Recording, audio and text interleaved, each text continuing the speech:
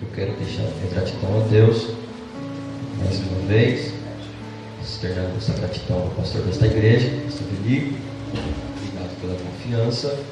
Quantos localizaram os dois textos? Digam amém. Amém. O primeiro texto diz assim, capítulo 60, e o verso de número 1: Levanta-te, resplandece, porque já vem a tua luz, e a glória do Senhor nasce sobre ti.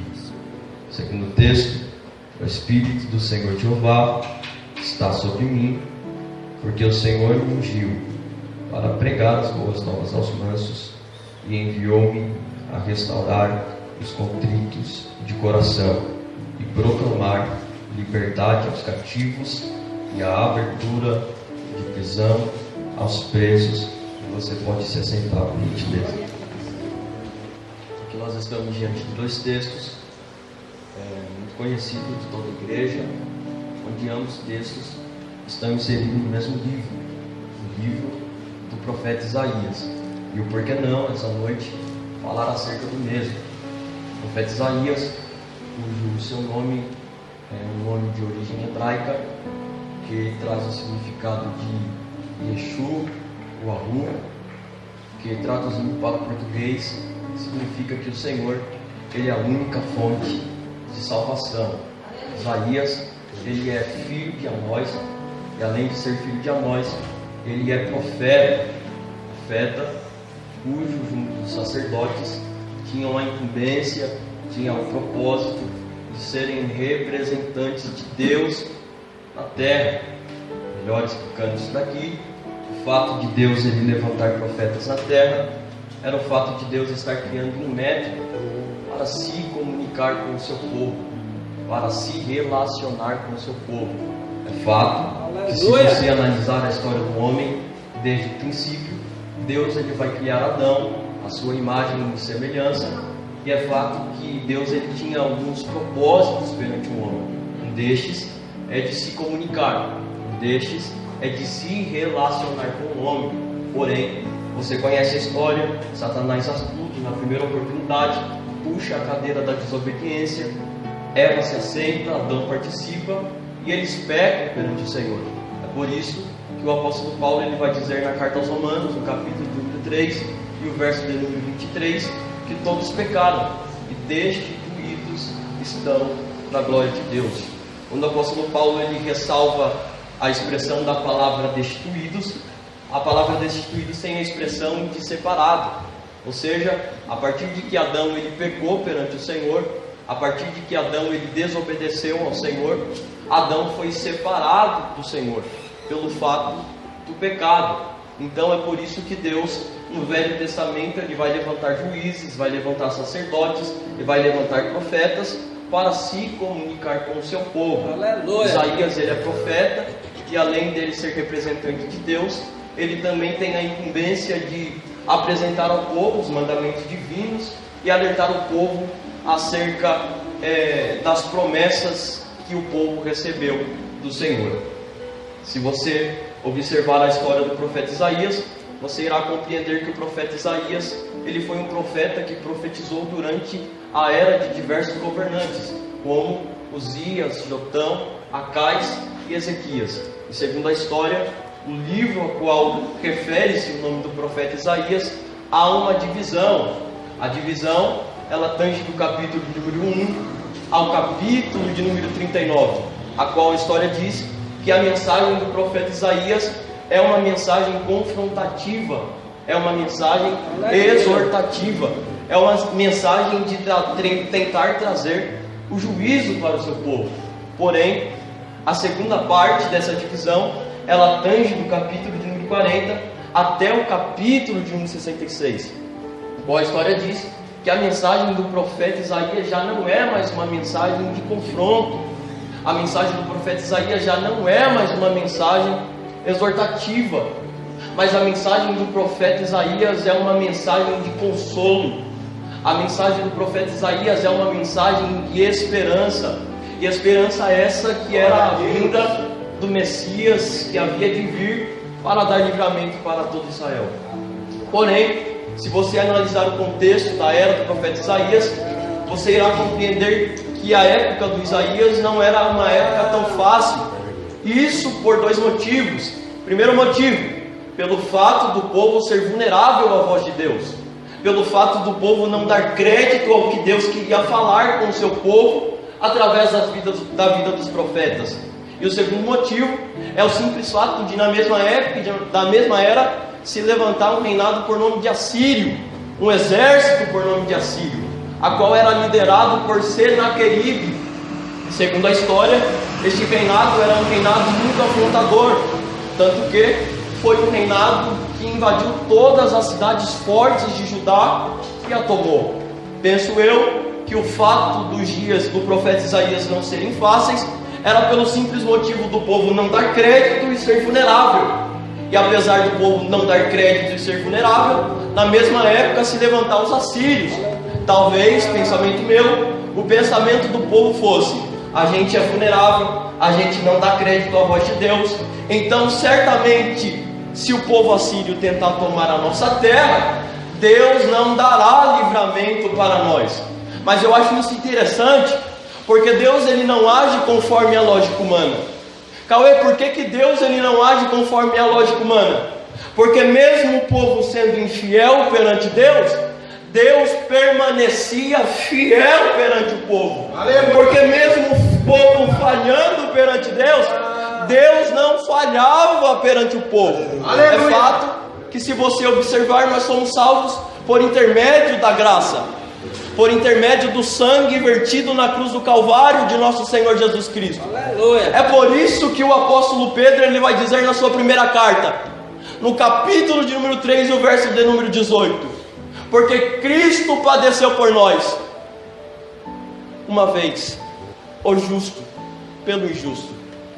Porque se você analisar pela lógica humana, Cristo, Cordeiro Imaculado, o homem que foi tentado, mas não cedeu à tentação, por que que deveria ser maldito na cruz do Calvário? Mas é pelo simples fato dele não agir conforme a lógica humana, que ele se entregou e se fez maldito por nós. E é mediante esse contexto, é mediante essa introdução que eu acabei de fazer, que o profeta Isaías é levantado por Deus para trazer uma mensagem de encorajamento. E a mensagem do profeta Isaías é a seguinte: ô povo, levanta-te, resplandece, porque já vem a tua luz, e a glória do Senhor nasce sobre ti. Esse texto chamou muito a minha atenção, porque essa palavra proferida pelo profeta Isaías, ela vem carregada de duas instruções. Não somente carregada de duas instruções como uma promessa, não somente carregada de duas instruções como uma promessa, como também tem uma consequência de quem cumpre as duas instruções, aguarda a promessa, vive a consequência. E a primeira palavra que o profeta Isaías profere é: levanta-te. E eu, curioso, fui para o dicionário e a palavra levanta-te significa erguer-se, colocar-se em pé. É fato que para se erguer, para se colocar de pé, é necessário uma mudança de posicionamento. E aí o meu coração saltou lá na Bíblia, e o primeiro texto que veio em minha cabeça foi o texto acerca de Jonas, quando Deus ele dá uma ordenança para Jonas, e a ordenança é a seguinte: ô Jonas, levanta-te, vai à grande cidade de Nínive, prega perante ela, porque a sua malícia chamou a minha atenção. Observe que era necessário uma mudança para o povo, porque a palavra malícia significa intenção maldosa, ou seja, as práticas de Nínive, o Senhor não estava se agradando. Por isso é necessário que Deus dá uma ordem, um chamado ao profeta, dizendo para o profeta se levantar, ir a Nínive e pregar perante ela. Lembra do paralítico do tanque de Betesda? Jesus se apresenta para ele e dá uma palavra ao paralítico: quer ser curado? Ele olha para Jesus e diz: ô meu Senhor, eu até quero, mas quando eu desço até o tanque, já tem outro que desce antes de mim. E eu não tenho ninguém que me coloque até o tanque. Aí Jesus olha para ele e diz: homem, levanta-te, pega o teu leito e anda. Lembra da filha do Jairo? O texto vai dizer que a menina estava morta. Jairo se apresenta para Jesus e diz: Jesus, é o seguinte, o Senhor precisa ir lá em casa, porque a minha filha está morta. Jesus: pois não, senhor Jairo, vamos. Jesus chega no lar do Jairo. A menina está perante a cama. O texto vai dizer que tem algumas pessoas, e o cenário é das pessoas chorando pelo fato da menina estar morta. Jesus entra, e a palavra de Jesus é a seguinte: ô povo, chore não, chore não, porque a menina não está morta. E aí o texto diz que tem risos, penso eu, que estes risos são risos irônicos, porque o cenário não era bom, porque o cenário era de crise, a menina estava morta. Aí Jesus se aproxima, pega na mão da menina e diz: ó menina, levanta-te. O texto vai dizer que a menina ela se levanta, e a primeira palavra que ela diz é o seguinte: eu estou com fome. Eu não sei se você percebeu, todas as vezes que foi proferida a palavra levanta-te, foi um cenário ruim, foi um cenário de crise, mas todas as vezes trouxe mudança. Aleluia! Todas as vezes trouxe mudança. E deixa eu profetizar uma coisa para você: é tempo de você se levantar, é tempo de você se levantar, para que haja mudança. A segunda palavra que o profeta profere para o povo é: resplandece. A palavra resplandecer significa se destacar, fazer a diferença. Isso comoveu meu coração, porque a nossa geração é uma geração que não resplandece mais, é uma geração que não se destaca mais. E o meu coração saltou lá no livro de Daniel, quando o rei pede para trazer alguns jovens da linhagem de Israel para habitar na Babilônia. E junto deste chamado, o rei dá um decreto. E o decreto do rei é: aqui está o meu manjar, aqui está o meu vinho, bebam, comam. Aí o texto vai dizer que Daniel ele propõe a não se contaminar com o manjar do rei. E eu fico imaginando, porque o chefe dos eunucos vai se apresentar para eles, e eles vai dizer o seguinte: ô chefe, foi nos dado um decreto, mas nós decidimos não se contaminar. A palavra do chefe é a seguinte: eu não sou nem louco de permitir que vocês não comam do manjar do rei. Como é que vocês vão se apresentar para ele? O chefe, sabe o que é? É que nós somos da linhagem de Israel. E daí que o senhor não sabe que lá é terra santa? Mas o que tem? Coma do manjar. Chefe, a gente já disse, a gente é de Israel, porque quem é de Israel pisou no lugar dos santos, e quem é santo não vive em lugar profano. Quem é santo não contamina-se com vinho profano. E de fato o papel da igreja é resplandecer, e a igreja já não tem mais resplandecido. E a terceira palavra que o profeta Isaías profere é: porque já vem a tua luz.